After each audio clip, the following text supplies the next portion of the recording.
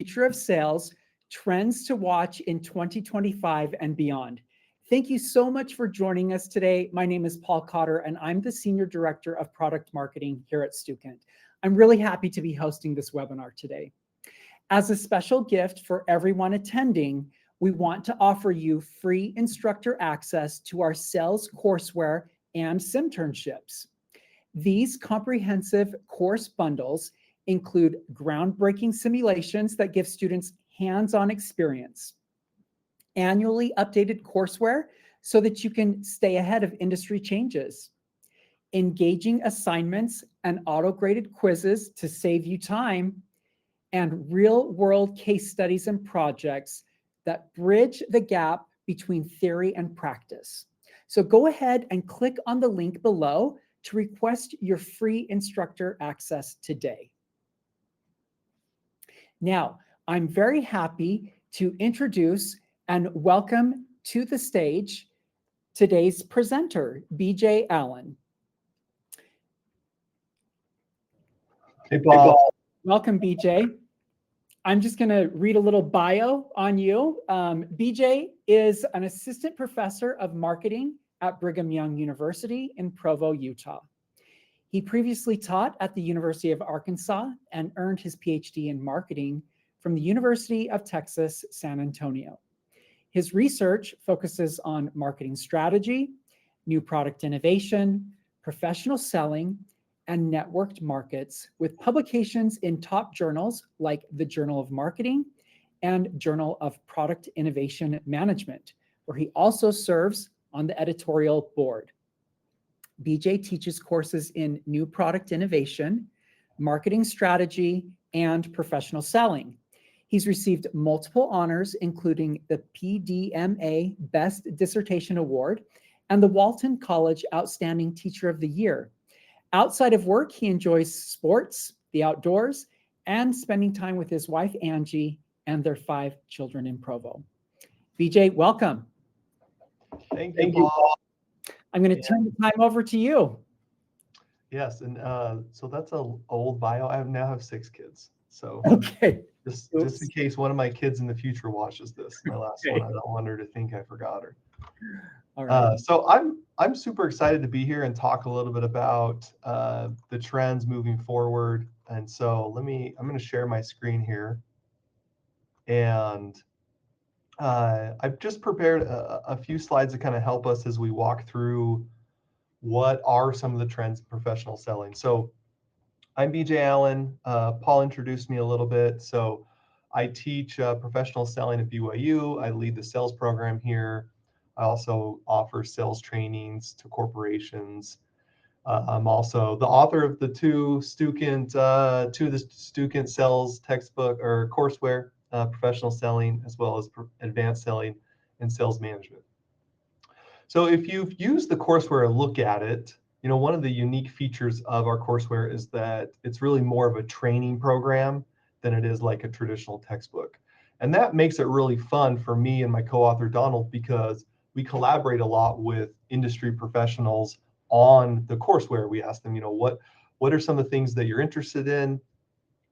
So for example, if you use the courseware, you've seen we have like a lot of industry expert videos. So it's really fun because it allows us to really dig in. We talk to executives, we talk to sales leaders. What are the things that are pushing your industry forward? What are some of the things you wish you knew entry sellers had? What are some of the skills? As well as with the sales program I lead, I'm interacting with sales leaders all the time. So this is a really fun topic for me to talk about, because I'm continually asking sales leaders, what is on your mind right now? So I want to keep this relatively short. So I really kind of focus on 2 things that I'm really seeing kind of, and maybe kind of 2 dichotomies in the sales world. And that is, number one, we're going to talk about, with the advent of technology, we see so many companies moving towards trends in regards to just scaling things, right? With the advent of AI, so much automation. But I'm also seeing so many sales leaders start to emphasize really like the unscalable. So what are the things that we can do as an organization to set ourselves apart? The things that are selling, are the things that sellers are doing to set themselves apart are things that are not scalable. And I'll talk a little about what I mean by that. And then I will talk about what you probably expect, how AI is impacting professional selling particularly. So let's talk a little bit about kind of what I mean by what is the unscalable. And I use this term because this was from a recent conversation that I had with a CRO. And so he posed this question, how many emails does the average office worker get and receive per day? The answer is 121. So how many people are sitting there just waiting for the salesperson to send them an email? None. And if you've worked in sales for a long time, you know that the response rate, even the reply or even the open rate for sales emails is really low. So this is what the sales leader then he said this. He said, in a world of customer acquisition, like talk about prospecting, you will stand out by doing the unscalable. So his point was, as the world moves into the world of AI and automation, as a salesperson, you're going to stand out by doing the old school things of creating relationships, but particularly within prospecting, creating humanistic experiences where people read your email or they read your prospecting method and they see it and they say, this was sent by a real person. This is someone who knows me. This is someone who researched me. So I want to talk about what that means in terms of two ways. So one is personalization within sales, and two, being creative. And we're going to talk mostly about this in terms of prospecting and customer acquisition. So this was a study LinkedIn did a while ago, and they had in like an outbound center, they had half of the sellers begin the conversation with this. I understand that we share a common LinkedIn group. That was it. That was the only difference between the pitches. And the increase in the likelihood of setting an appointment was 70%. So 70% just by making the person on the other side of the phone think that you research them and you know them personally. Similarly, in regards to being creative, this is a conversation I had with the CEO of a sales consultancy, and he said, when I set appointments or when I take appointments with sales leaders that my BDR set appointments with, I always ask them, why did you take the call? And he said the two most common answers I hear are, number one, the BDR was persistent, and number two, the BDR was creative. I said, well, what do you mean by that, creative? And he said, my BDRs are very creative in the way they get in front of people. When everyone zigs, they zags. When everyone yins, they yangs. Like whatever everyone in the industry is doing, they do something different. So I think the best way to discuss this is just to show you examples. So that's really what I want to do now, is talk about what do I mean by this. So when I go do sales trainings for companies, one of the things that I'm hearing them ask the most is for creative ways to get people to respond to them. And so one of the things that I often teach is video emails. So some of you are going to be very familiar with video emails. Some of you are like, I've never heard of this before. Really what it is an embedded video in an email, and that video is the content of the email. Now, this isn't just like record a video on your phone and then send it to the person. These are actually like video email software. So BombBomb and Vidyard are two of the common ones. Loom is also a pretty popular one. But imagine that I send you an email and all it says is, hey, Donald, I made a video email for you. Take a look, see if I can help your company. That's all it says. And then you click on the video and it says something like, hey, Donald, this is BJ with Microsoft. I saw on LinkedIn, well, first of all, thank you for your LinkedIn connection. And then I saw on LinkedIn that you posted a couple things about some of the AI implementations your company is doing. I think that sounds super exciting. And here at Microsoft, we're working with AI, particularly Azure, to help you with XYZ. right? So it's like 45 seconds to 60 seconds. And we are seeing a ton of success with video emails with the companies that we talk to. And I looked for some studies on this, and I thought this was really interesting. This is from Sales Loft. They did a big study on video emails, and they saw that it shows a 16% increase in open rate and a 26% increase in reply rate. So, in 10 years, I may not be teaching my students about video emails because everyone may be doing it. But right now, I think this is an awesome way to set ourselves apart, because it's an experience, it's different, but also allows us to really be personalized. And you saw here in the video thumbnail, often we teach our students to actually put the person's name on a whiteboard so they know that this is a video particularly for them. Also, just around being personalized, again, creating humanistic experience, because everyone's trying to automation, everyone's playing the large numbers game. If I send out millions of emails, I'll get a small portion of those back.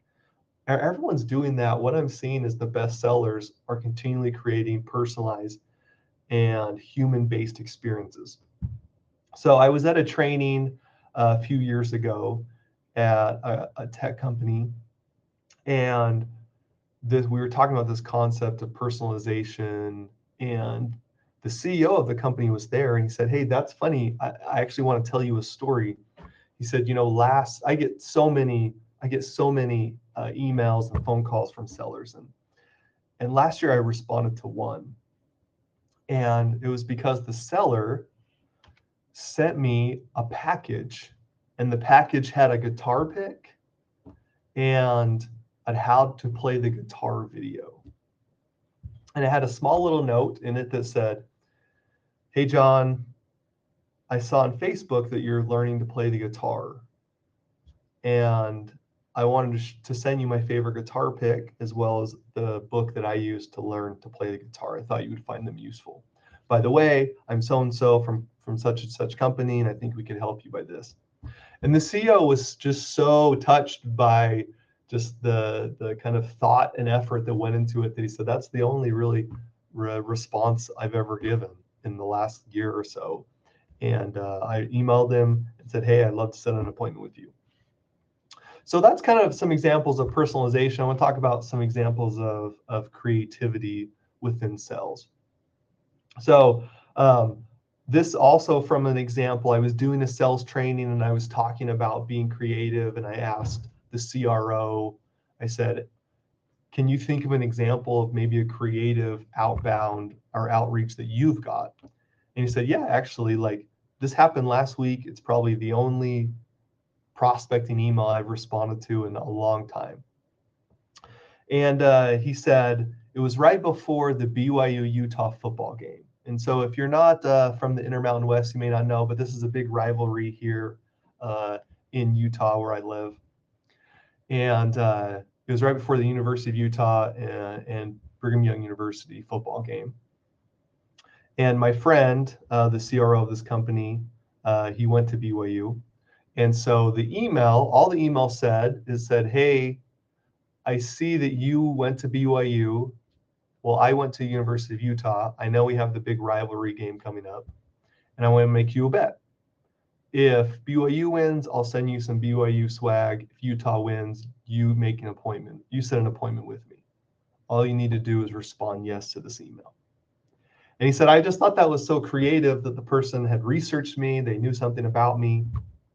And so they did a little bit of effort." And he said, "That's really the only one I've responded to in a really long time." I was in another training, and we were talking about creative prospecting. And I asked, or one of the sales leaders, he said, one of our most successful campaigns that we do is our honey baked ham campaign, and it's around Thanksgiving. He said, what we do is we send a gift basket. We make a list of like 100 clients we really want to get into, making them a gift basket, and it has some goodies, and then it has like a honey baked ham seasoning, and with a note that says, if you want the ham that goes with this, then email this email, and we will set an appointment with you, and then we'll take a demo, and then we'll send you to him. And he said, I know it kind of sounds funny and maybe even a hokey, but that is like the best. We get the response rate for that is so high. And to me, like, it makes sense because you're just doing something different than what everyone else does.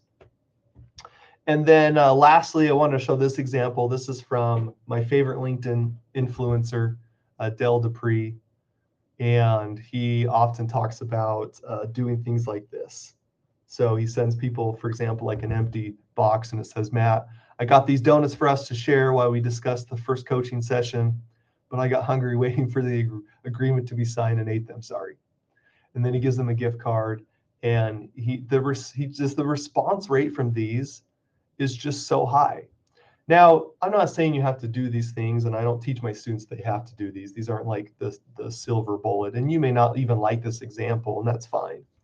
But the results speak for themselves, is that we get higher response rates in salespeople, or from our customers as salespeople, when we do things that are different, when we create human experiences, being creative, being personalized. And it's just kind of so interesting to me that when I talk to salespeople about things their top sellers are doing, they often mention like the advantage of AI, which we'll talk about in a second, but they almost always mention something like this, which is my best BDRs, my best account executives, they're super creative in the way they create relationships with people. All right, so that's number one. So now let's talk about kind of the other end of the spectrum, using AI and technology, but particularly I want to talk about how AI enables human-based selling. So I talked about how one of the big trends in sales right now is creating these personalized experiences because that's what's setting people apart. But I think that AI can actually really help with these things. So I want to talk about what I'm seeing some of the organizations do to kind of have humans and AI work together. So, for example, one of my favorite platforms that does this is called Crystal. They used to be called Crystal Knows. And basically, what they do is they help salespeople personalize messages to customers. So you can give them like the person's name and their social media platforms. Hey, BJ, Yeah, your slides are not moving. at all? No. Like the whole time? Yeah. Like they haven't been moving at all the whole time? No, stayed on I didn't know if you were not moving them, and then we can splice that in separately if you send us the slides, but where you were starting this other section, I wanted to jump in. Yeah. I mean, I am moving them. I don't know why it's not capturing it. Now it's moving. Put it in like the presentation mode and see if that. And oh, that's weird. You're not seeing these slides move? Are you moving them now? Yeah. No. That is very odd. Yeah, I have no idea why it's not capturing it, but I am moving them. Weird. Like now it's moved. I don't know what you did different. You're clicking on the actual slide, but it's moving on your end? Yeah. What in the world? So do you want, I mean, I can do it in this mode, or if you do it like that, we can see the movement. Okay. So my question is just like for consistency, if we're going to need to put the slides in, I mean, do you want me? So like, it's going to be weird with the audience. Like, how are you going to splice the slides? Yeah. So for consistency, just let's not worry about it on this, and then we'll just kind of get the timestamps when we need to move the slides, okay? Okay. Sorry about that. Oh, no worries. Okay. So it really doesn't matter what's on my screen then, so I can just keep No. like this. Yes, yeah. Although it's moving now, oddly enough, but. Okay. All right. I'm just going to start over this AI technology. Okay. All right. Sorry about that. I'm going to hop off. No worries. All right. What was I saying? Okay. So I talked about the creativity, et cetera, et cetera, et cetera. Okay. All right. So now I want to talk about kind of the second trend that I'm seeing, which actually may sound different than what we just talked about, because we talked about giving people human experiences. Now we're going to talk about AI. But to me, it's actually, there's so much synergy between how AI can enable human-based selling. Because what I'm seeing from organizations when I ask them about their top sellers is that they are giving people like personalized experiences to get in front of them and things that set them apart.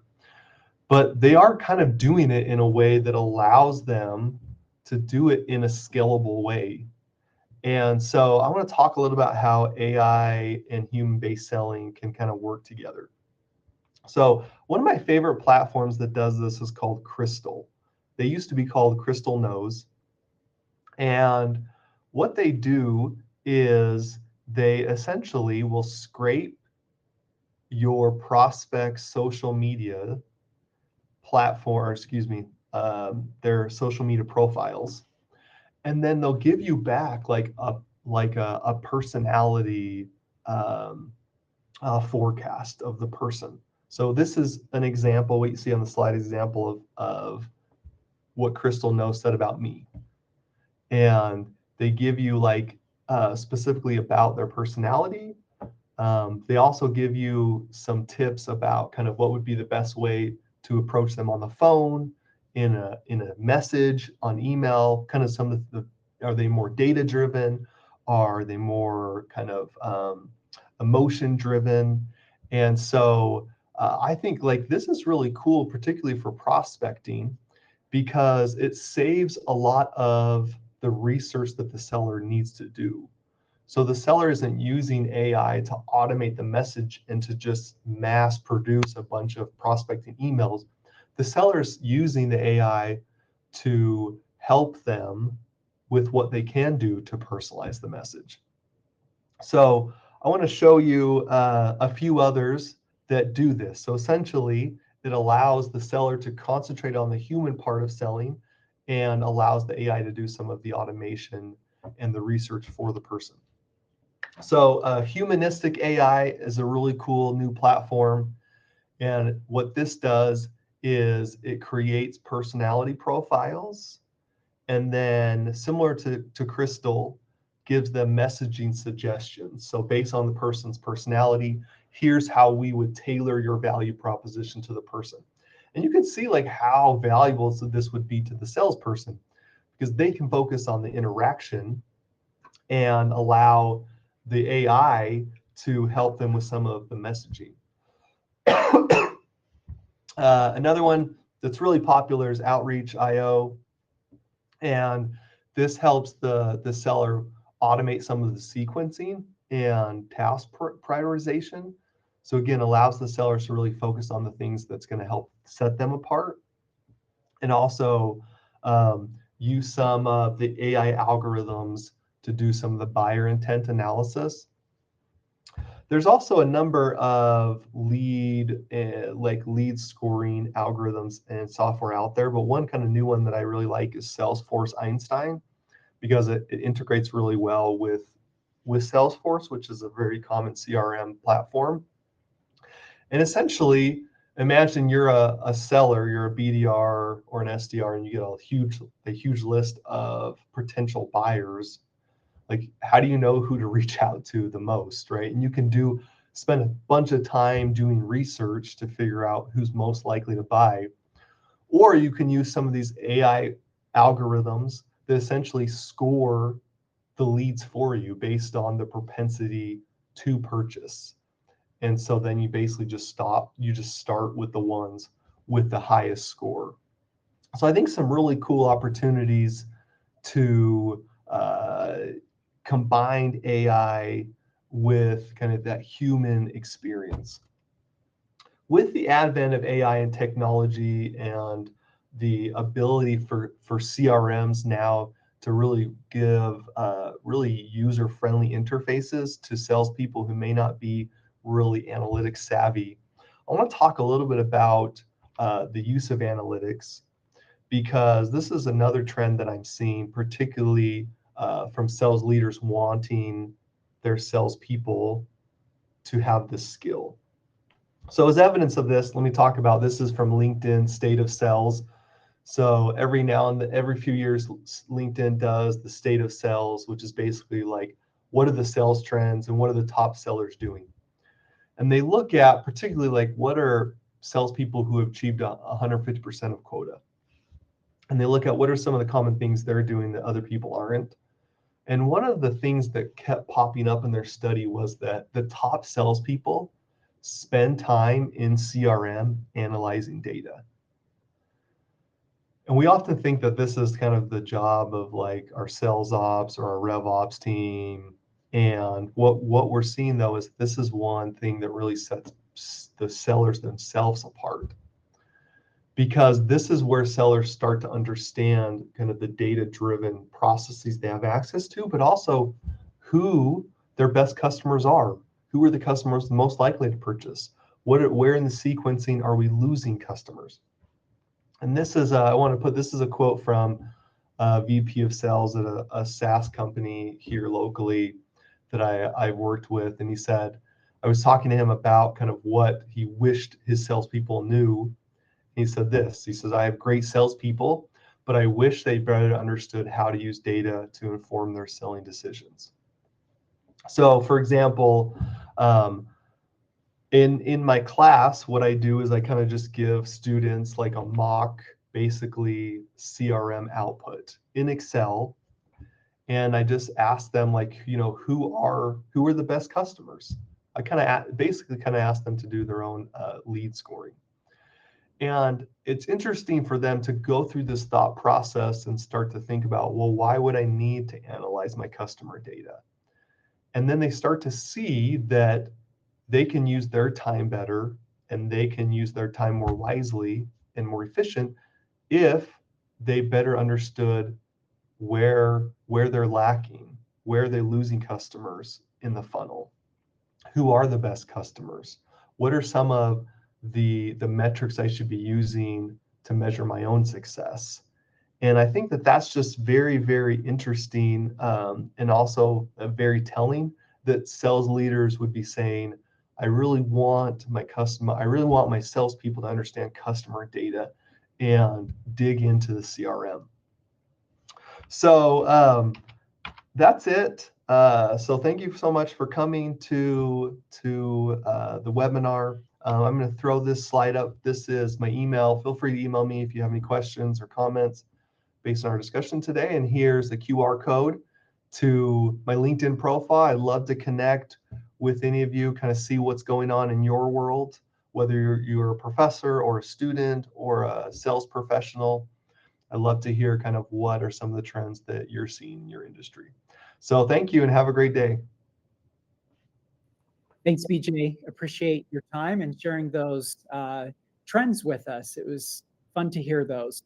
Just as a reminder to everyone, go ahead and click the link that's on your screen right now, and you can have free instructor access to any of our sales courseware and simulations. So thanks again, BJ, for joining us today, and thank you to everyone for watching this webinar. Have a great day. Bye.